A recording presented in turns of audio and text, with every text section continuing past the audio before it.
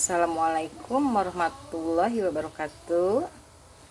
Siang ini aku lagi bikin, ini dia daun pandan, ini gula berem, gula red alias gula merah.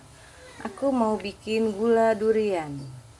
Masih punya durian oleh-oleh touring kemarin ke Purwakarta. Ini dia penampakannya, gula merah.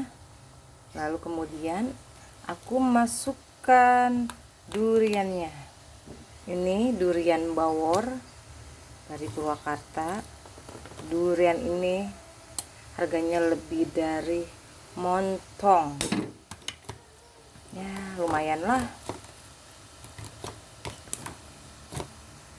Karena kita pecinta durian ya dibeli juga. Ini dia bikin, kita aduk-aduk terus sampai mengental.